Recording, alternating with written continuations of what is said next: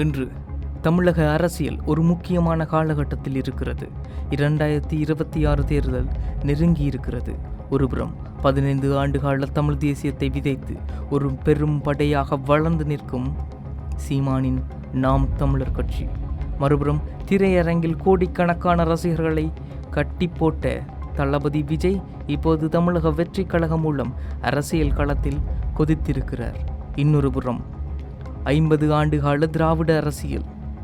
இதெல்லாவற்றையும் தாண்டி இந்த திராவிட அரசியலை நம்பி ஏமாந்த ஈழத்தமிழர்களை பொறுத்தவரை தமிழக அரசியல் என்பது வெறும் பொழுதுபோக்கல்ல, அது எங்களின் தொப்புள் கொடி உறவுகளின் வாழ்வாதாரம். இன்று விஜயின் தனிப்பட்ட வாழ்க்கையில் நடந்த ஓர் சம்பவமும் அவரது மாநாடுகளில் நடந்த அசம்பாவிதங்களும் ஒரு ஈழத்தமிழனாக எனது பார்வையில் எப்படி இருக்க போகுது என்றதை தாண்டி இந்த அரசியல் சூழல் ஏன் இவ்வளவு மோசமாக மாறி இருக்குன்றதையும், விஜயின் தனிப்பட்ட வாழ்க்கையை பற்றி நாங்கள் தெரிஞ்சு கொள்ளணுமான்றதையும், ஒருவேளை இது விஜயோட அரசியலை முடிவுக்கு கொண்டு வரதுக்காக ஆளுங்கட்சியால் செய்யப்படுற ஒரு சதி வேலையான்றதையும், அல்லது தனிப்பட்ட முறையிலே விஜயே தான் இந்த வேலையை செய்திருக்காரான்றதையும் இன்றைக்கு நாங்கள் தெரிஞ்சு கொள்ளலாம். முதல்ல விஜயனுடைய தனிப்பட்ட வாழ்க்கையை நாங்கள் எப்படி பேசுறது, விஜயனுடைய தனிப்பட்ட வாழ்க்கையை பற்றி எங்களால் எப்படி கதைக்கு இயலும்னு பார்த்தா, ஒரு அரசியல் தளத்தில் செயற்படக்கூடிய அனைவரது தனிப்பட்ட வாழ்க்கையும் ஒரு தனிப்பட்ட வாழ்க்கையாகவோ அல்லது ஒரு தனிப்பட்ட கருத்துக்களாகவோ பார்க்க இயலாது. ஏனென்றா அரசியல் தளத்தில் செயற்படக்கூடிய அனைவரும் பொது உடைமை. இந்த தத்துவம்தான் ஜனநாயக தத்துவம். உண்மை என்னண்டா, ஒரு தலைவன் என்றவன் ஒரு பொது வாழ்வில் சரியானவனாக இருந்தால் மட்டும் காணாது, அவன் தனிப்பட்ட வாழ்க்கையிலேயும் சரியான ஒருத்தனாக இருக்கணும்.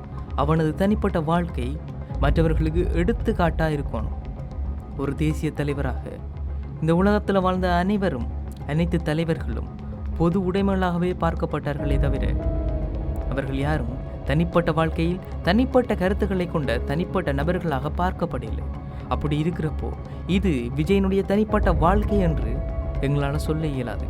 ஏனண்டா விஜய் நாளைக்கு ஒரு தலைவராக தமிழ்நாட்டின் முதல்வராக இருந்தாரண்டா அவருடைய தனிப்பட்ட வாழ்க்கையிலே இருக்கிற இப்படியான கசப்பான சம்பவங்கள், இப்படியான செயற்பாடுகள் நாளைக்கு அவருடைய அரசியல்லையும் பிரதிபலிக்கும், அவருடைய நிர்வாகத்திலையும் பிரதிபலிக்கும்.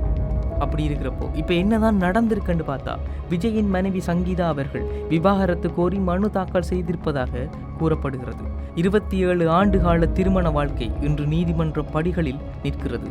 சங்கீதா வெறும் விஜயின் மனைவி மட்டுமல்ல, அவர் ஒரு ஈழத்தமிழரின் மகள், லண்டனில் செட்டிலான ஒரு ஈழத்தமிழ் தொழிலதிபரின் மகள். விஜயின் தொடக்க காலத்தில் அவருக்கு பெரும் பலமாக இருந்தவர். இன்று அவர் முன்வைக்கும் குற்றச்சாட்டுகள் பாரதூரமானவையாக காணப்படுகிறது.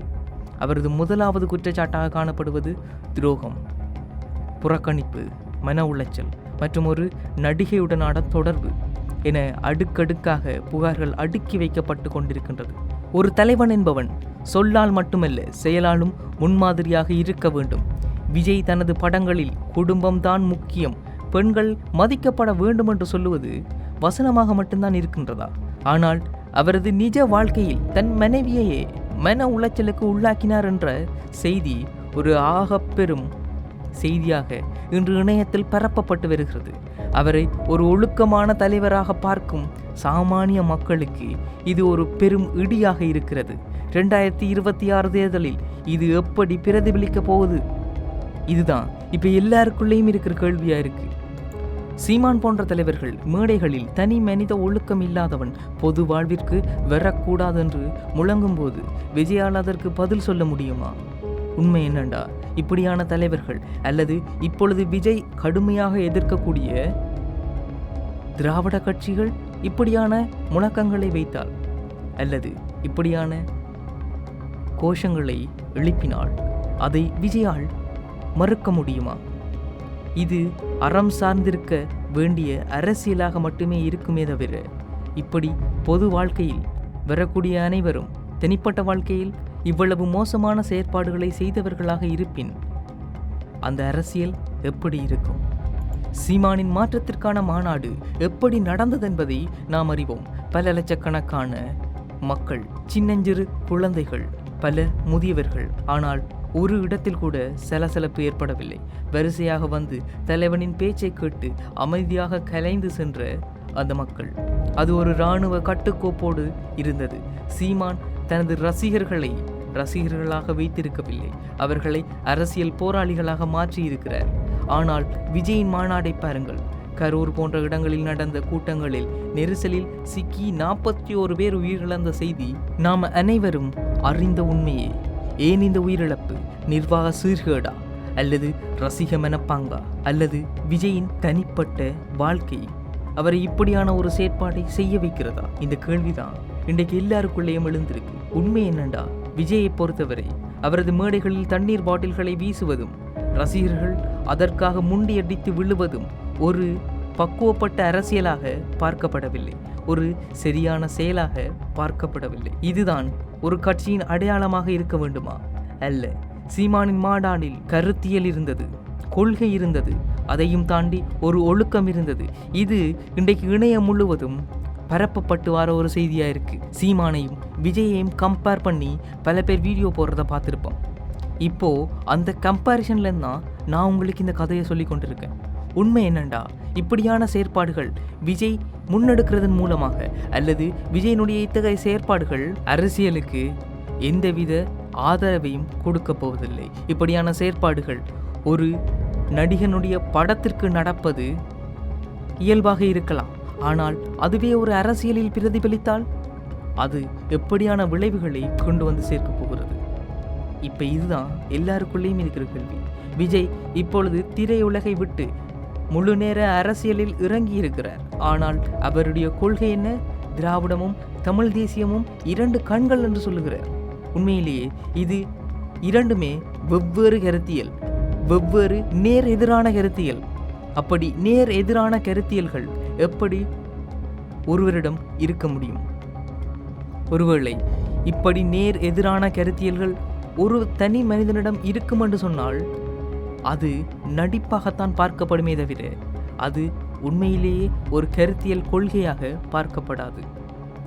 ஏன் திராவிடம் எங்களுக்கு தேவையில்லை என்று ஈழத்தமிழர்கள் சொன்னார்கள்?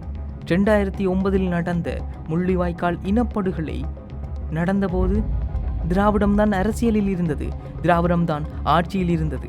அந்த திராவிடம் எங்களுக்கு என்ன செய்தது? ஒன்றுமல்ல. அதனால தான் திராவிடம் தேவையில்லை, தமிழ் தேசியம்தான் எங்களுக்கான தீர்வு என்று ஈழத்தமிழர்கள் சொல்லி கொண்டிருக்காங்க. ஈழத்தமிழர்கள் சீமானுக்கு ஆதரவு தெரிவிக்கிறதுக்கு காரணமாக அமைகிறதும் தமிழ் தேசிய கொள்கையை சீமான் முன்னெடுக்கிறது தான்.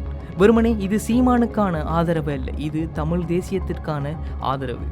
இப்படியான சூழலில் விஜயின் இத்தகைய செயற்பாடுகள் ஈழத்தமிழர்களாக பார்க்கும் பொழுது இது ஒரு நடப்பு அரசியலுக்கு ஏதுவானதாக இல்லை.